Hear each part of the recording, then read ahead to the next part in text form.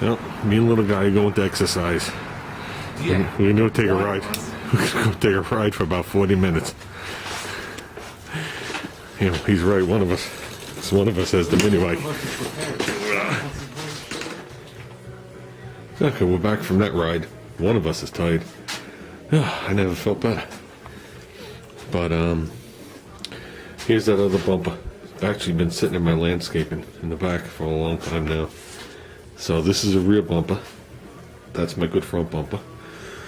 Make sure it's not touching the wall. As you can see, it's the same bumper. The only difference is, here's the rear license plate light. They make the same bumper, front and rear, from 1964 to 1969. The only difference is when they're done making the bumper, where they punch the holes. Front has a triangle pattern. Rear has two in the front and one on the side. It's got that type of bracket. So when it hooks to the car, obviously here, then like over here.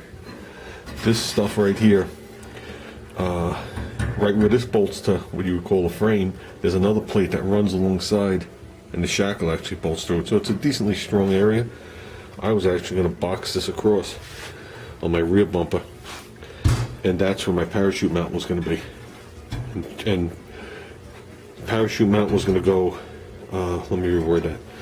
It's going to get hooked to here, probably square tube with a plate, so I could bolt it on and tweak it a little if I got to tweak the brackets. Straight across.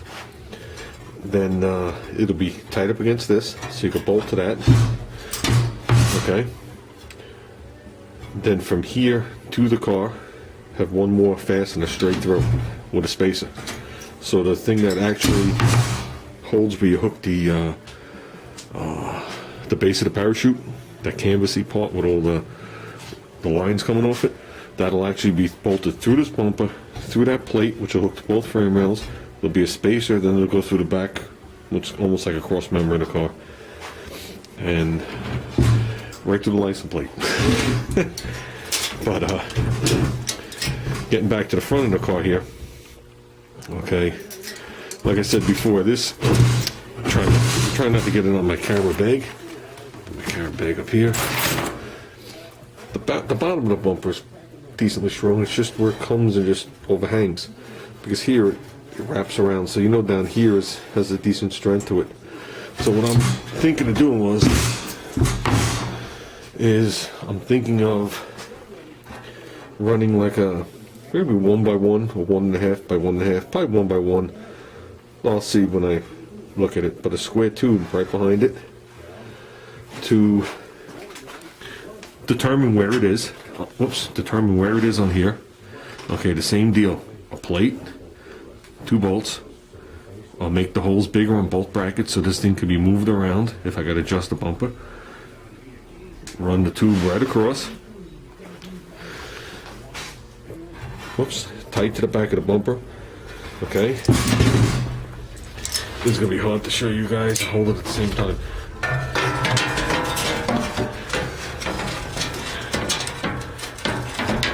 Obviously this rule is too long, it's sticking out the bottom. But my things will come through the bumper like this, so they'll get bolted to say where the U is. Right through the bumper. Right into that square tab. So this plate will not be able to flex anymore. Okay, so instead of the whole bumper wanting to do this will definitely be rigid. And then the bottom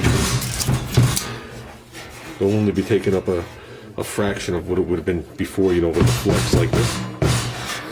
And like I said, this goes into a curve and it's all one piece across here. So I'm thinking of doing that. What I'm going to use for a bar, I'm not sure.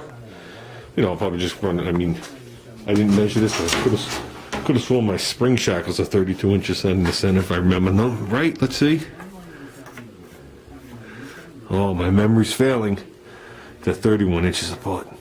So that would make this 33.5. You run 2 plates. So that might be, when it's all said and done, 33.25. So a 4-foot piece will definitely do it. Do it nice, neat. And I think we can make this look nice. You actually won't even notice it unless you look under the car. Yeah, I can see that bar. You're gonna have no idea it's there. So the plate should cover most of it actually. Let's see it.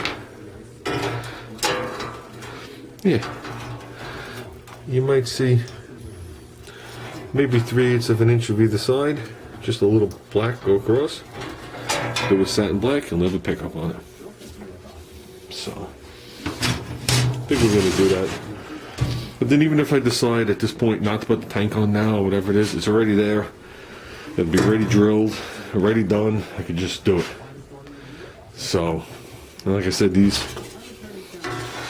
really nice. So this one here, for some reason, you can see the gap. But when I put it on the other one, there you go. When I put it on the other one, don't look here. Look at the top lip.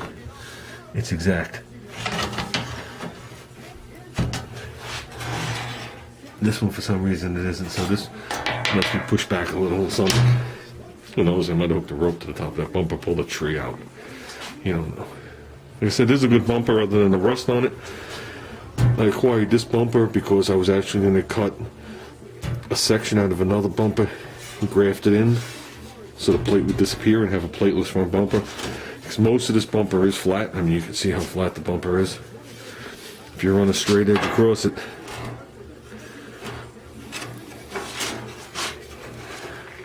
you can see I can't get the straight edge to stay. But look how flat that bumper is.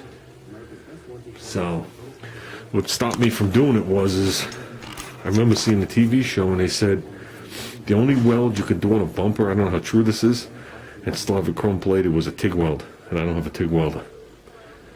So, and I didn't know how nice the weld had to be when I was done. You know, I'm finished welding.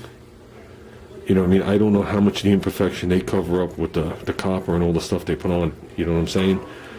So I chose not to do it. But I thought that would have been a cool project. So, with that, like I said, we just got back. I already have a plan on what I'm going to do. I think I'm going to slip the first bumper back on in a second. Take some measurements, make sure what I'm talking about is doable. I think it is. Going by, if you look at this bumper here, look at it. I don't want to. If you look at this quick, where this crease is on the bumper, it's pretty close to the top of this. I'm not saying it's exact. It might be off by like a quarter of an inch, but just use it as a rough guide.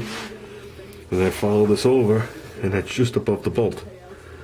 So in reality, the bar I'd want to put in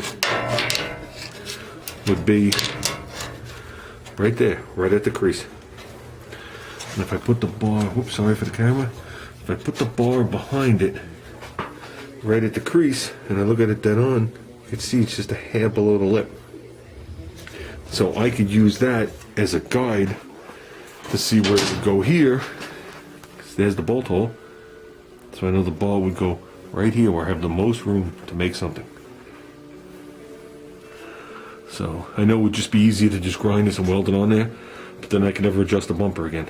I could just adjust it as a whole. I'd have to tweak it and twist it, and it would just become a real pain. So I'm even figuring if it had to be, put a nice plate, just one bolt in there on each side would probably be enough. Because you're just looking for something to stiffen it as a whole. It's not its own independent cross member.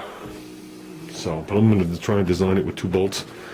Be nice, even if I can get the bar right here where we talked about, right, even with the bolts.